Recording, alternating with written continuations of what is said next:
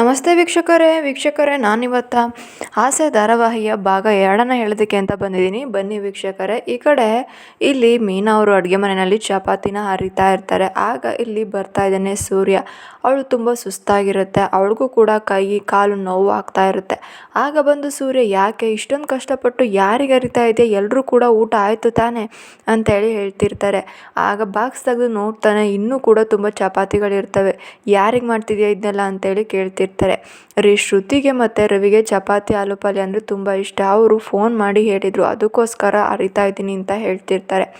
ಅವ್ರಿಗೆ ಇಷ್ಟ ಇದ್ದರೆ ಅವ್ರು ಬಂದು ಮಾಡ್ಕೊಂಡು ತಿಂತಾರೆ.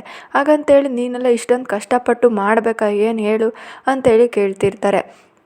ಹಾಗಲ್ಲ ರೀ, ಒಟ್ಟು ಕುಟುಂಬದಲ್ಲಿ ಇದ್ದೀವಿ ಅಂತಂದರೆ ಇದನ್ನೆಲ್ಲ ಮಾಡಬೇಕು ತಾನೇ ನಾವು ಅಂತೇಳಿ ಹೇಳ್ತಿರ್ತಾರೆ. ಪಾಪ ಅವಳಿಗೆ ತುಂಬ ಸುಸ್ತಾಗಿರುತ್ತೆ, ಸ್ಟುಡಿಯೋದಲ್ಲೇ ಎಷ್ಟೊಂದು ಅಂತ ಹೇಳ್ತಿರ್ತಾರೆ. ಅಷ್ಟೊತ್ತಿಗೆ ಅಲ್ಲಿ ಶ್ರುತಿ ರವಿನೂ ಕೂಡ ಬರ್ತಾ ಇದ್ದಾರೆ. ಬಂದುಬಿಟ್ಟು ಅದಕ್ಕೆ ನಾವಿನ್ನು ಮಲ್ಕೊತೀವಿ ಅಂತೇಳಿ ಹೋಗ್ತಿರ್ತಾರೆ. ಯಾಕೆ ರವಿ ಹೀಗೆ ಹೇಳ್ತಿದ್ದೀರಾ, ನೀವಿಬ್ಬರು ಕೂಡ ಆಲೂ ಪಲ್ಯ ಮಾಡಿ ಚಪಾತಿ ಮಾಡಿ ಅಂತೇಳಿ ಮಾಡಿಸ್ಬಿಟ್ಟು ಈಗ ಹಾಗೆ ಬಿಟ್ಟು ಹೋಗ್ತಿದ್ದೀರಲ್ಲ, ತೊಗೊಳ್ಳಿ ಊಟ ಮಾಡಿ ಅಂತ ಹೇಳಿ ಕೂತ್ಕೊ ಬನ್ನಿ ಅಂತ ಹೇಳ್ತಾರೆ. ಸಾರಿ ಅದಕ್ಕೆ ನಾವು ಹೇಳ್ಬೋದು ಮರ್ತೇ ಬಿಟ್ವಿ, ನಾವು ಹೊರಗಡೆ ರೆಸ್ಟೋರೆಂಟಲ್ಲಿ ಊಟ ಮಾಡ್ಕೊಂಬಂದ್ವಿ, ನಿಮಗೆ ಫೋನ್ ಮಾಡಬೇಕಾಗಿತ್ತು, ಸಾರಿ ಮೀನಾ ಅವರೇ ಅಂತ ಹೇಳಿ ಶ್ರುತಿ ಹೇಳ್ತಾ ಇರ್ತಾಳೆ. ಏನು ಹೊರಗಡೆ ಊಟ ಮಾಡ್ಕೊಂಬಂದ್ರ? ಅವಳು ಅಷ್ಟೊಂದು ಕಷ್ಟಪಟ್ಕೊಂಡು ಅಷ್ಟೊಂದು ಮೈ ಕೈ ನೋವಿದ್ರು ಕೂಡ ನಿಮಗೋಸ್ಕರ ಚಪಾತಿ ಮಾಡಿದ್ದಾಳೆ, ಅದನ್ನು ಬಿಟ್ಟು ನೀವು ಹೊರಗಡೆ ತಿನ್ಕೊಂಬಂದ್ರ ಅಂತ ಸೂರ್ಯ ಬೈತಾ ಇರ್ತಾನೆ. ಹಾಗಾದರೆ ಬಿಡಿ, ಈ ಚಪಾತಿ ಎಲ್ಲ ನಾಯಿಗೆ ಹಾಕ್ಬಿಟ್ರೆ ಆಗುತ್ತೆ ಅಂತ ಹೇಳಿ ಶ್ರುತಿ ಹೇಳ್ತಾಳೆ. ಇದಕ್ಕೆ ಸೂರ್ಯಂಗೆ ತುಂಬ ಸಿಟ್ಟು ಬರುತ್ತೆ. ಏನು ನಾಯಿಗೆ ಹಾಕದ? ಸರಿ ಇರು, ನಾಯಿಗೆ ಹಾಕ್ತೀನಿ ಅಂತೇಳಿ ರವಿನ ಕೂರಿಸ್ಕೊಂಬಿಟ್ಟು, ರವಿ ಕೂತ್ಕೊಳ್ಳೋ ನೀನು, ಈಗ ಎಷ್ಟು ಚಪಾತಿ ಮಾಡಿದ್ಯಾ ಹೇಳು, 8 ಚಪಾತಿ ಮಾಡಿದ್ಯಲ್ವ, 4 ಈ ನಾಯಿಗೆ, ಈ 4 ನೀ ನಾಯಿಗೆ ಅಂತ ಹೇಳಿ ಎಲ್ಲನೂ ಚಪಾತಿ ಎಲ್ಲ ಕಿತ್ಬಿಟ್ಟು ರವಿಗೆ ತುರ್ಕಿ ಬಾಯಿಗೆ ಇಡ್ತಾ ಇರ್ತಾನೆ. ಏನೋ ಮಾಡ್ತಾ ಇದೆಯಾ ಸೂರ್ಯ, ಸುಮ್ಮನೆ ಇರೋ ಅಂತೇಳಿ ಹೇಳ್ತಿರ್ತಾರೆ.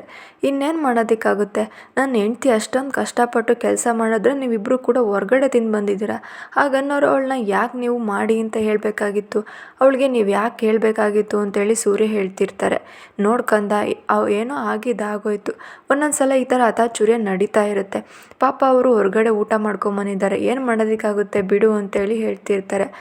ಮಾವ ಇದೆಲ್ಲ ಅವ್ರು ಮಾತಾಡ್ತಿಲ್ಲ, ಅವ್ರ ಹೊಟ್ಟೆ ಒಳಗಿರೋ ಅಂಥ ಎಣ್ಣೆ ಮಾತಾಡಿಸ್ತಾ ಇದೆ ಅಂತ ಹೇಳಿ ಹೇಳ್ತಾರೆ.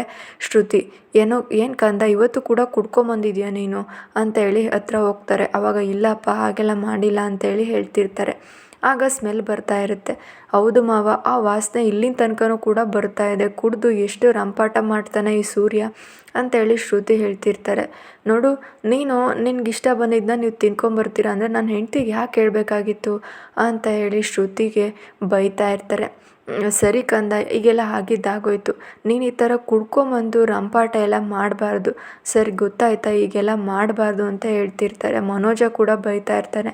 ಯಾವಾಗಲೂ ಹೀಗೇನಪ್ಪ, ಕುಡ್ದು ಬಂದು ಮನೆಯನ್ನೆಲ್ಲ ತೊಂದರೆ ಕೊಡ್ತಾ ಇರ್ತಾನೆ ಇವನು ಅಂತ ಹೇಳಿ ಹೇಳ್ತಿರ್ತಾರೆ. ಆಗ ಶಾಂತಿ ಇದ್ದಳು, ಇವರಿಬ್ಬರಿಂದಲೂ ನಮ್ಮ ಮನೆ ನೆಮ್ಮದಿನೇ ಹಾಳಾಗೋಯ್ತು, ಇವರಿಬ್ಬರಿಂದಲೇ ಹೀಗೆಲ್ಲ ಆಗ್ತಾ ಇರೋದು ಅಂತೇಳಿ ಶಾಂತಿಯವರು ಬೈತಿರ್ತಾರೆ. ಆಮೇಲೆ ಗಾರ್ಡನಲ್ಲಿ ಇರ್ತಾರೆ ಸೂರ್ಯ ಮತ್ತು ಮೀನಾ.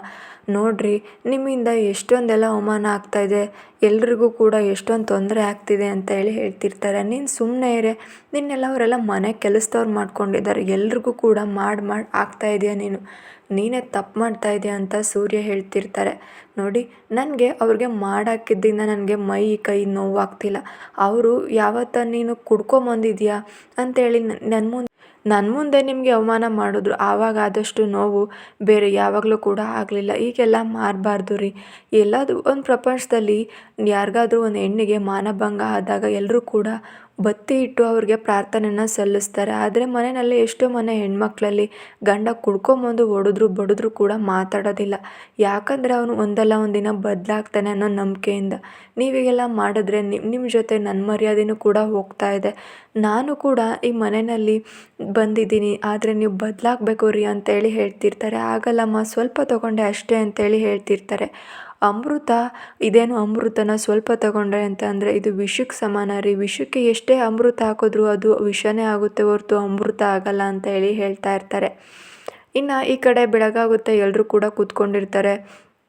ಶ್ರುತಿಗೆ ಮತ್ತು ಅವ್ರಿಗೆ ಎಲ್ರಿಗೂ ಕೂಡ ಕಾಫಿ ಕೊಟ್ಟಿರ್ತಾಳೆ ಮೀನಾ. ಆಗ ಕಾಫಿನ ಕುಡಿತಾ ಇರ್ತಾರೆ.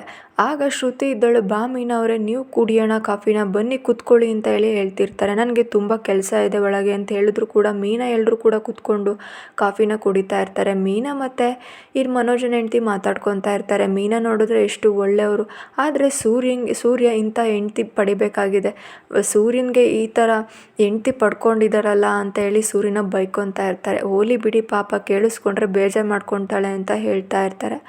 ಹಾಗೆ ಅಲ್ಲಿ ಕೂತ್ಕೊಂಡಿರ್ತಾರೆ. ಅಷ್ಟೊತ್ತಿಗೆ ಅವ್ರ ಅತ್ತೆ ಕೂಡ ನೋಡ್ತಾ ಇದ್ದಾರೆ. ಓ ಏನು ಮನೆಯಲ್ಲಿರೋ 3 ದಿವ್ಯ ದೃಷ್ಟಿಗಳೆಲ್ಲ ಒಂದು ಕಡೆನೇ ಕೂತ್ಕೊಂಡಿದ್ದಾವಲ್ಲ ಅಂತೇಳಿ ಹತ್ರ ಹೋಗ್ತಾ ಇರ್ತಾರೆ.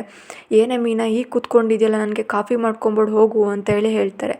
ಅತ್ತೆ ಹೋಲಿ ಬಿಡಿ ಪಾಪ ಅಂತ ಹೇಳಿ ಹೇಳ್ತಿದ್ದಾರೆ. ಆಮೇಲೆ ನೀನು ಸುಮ್ಮನೆ ಇರಮ್ಮ ಅಂತ ಹೇಳ್ಬಿಟ್ಟು, ನಿಮ್ಗೆ ಅಷ್ಟೊಂದು ಅರ್ಜೆಂಟ್ ಇದ್ದರೆ ನೀವೇ ಹೋಗಿ ಕಾಫಿ ಮಾಡ್ಕೊಂಡು ಕುಡೀರಿ ಅಂತ ಹೇಳ್ಬಿಡ್ತಾಳೆ. ಸರಿನಮ್ಮ ನಾನೇ ಮಾಡ್ಕೊಂಡು ಕುಡಿತೀನಿ ಅಂತ ಹೇಳಿ ಹೋಗ್ಬಿಡ್ತಾರೆ. ಈ ಕಡೆ ಸೂರ್ಯನಿಗೆ ಅನುಮಾನ ಬಂದಿರುತ್ತೆ, ಎಲ್ಲೋ ಇರೋ ತಂದೆಗೆ ಇವಳು ದುಡ್ಡು ಕೊಟ್ಟು ಕಳಿಸ್ತಾ ಇದ್ದಾಳಲ್ಲ, ಆ ತಂದೆ ಈ ಮಗಳನ್ನ ನೋಡಬೇಕು ಅನ್ನೋ ಅಷ್ಟು ಆಸಕ್ತಿನೇ ಇಲ್ವಾ, ಆಸೆನೇ ಇಲ್ವಾ ಅಂತ ಹೇಳಿ ಇವಳ ಮೇಲೆ ಒಂದು ಕಣ್ಣಿಟ್ಟಿರಬೇಕು ನಾನು ಅಂತ ಹೇಳಿ ಸೂರ್ಯ ಮಾತಾಡ್ಕೊತಾ ಇರ್ತಾನೆ. ಹೌದು ರೀ ಅಂತ ಹೇಳ್ತಿರ್ತಾರೆ. ಇನ್ನೊಂದು ಕಡೆ ಸೂರ್ಯನ ಮತ್ತು ಮೀನನ ಬೇರೆ ಮನೆ ಮಾಡಿ ಕಳಿಸ್ಬೇಕು ಅಂತೇಳಿ ಈ ಕಡೆ ಶಾಂತಿ ತನ್ನ ಗಂಡನ ಹತ್ರ ಹೇಳ್ತಾ ಇರ್ತಾರೆ. ಇಲ್ಲಿಗೆ ಸಂಚಿಕೆ ಮುಕ್ತಾಯವಾಗುತ್ತೆ.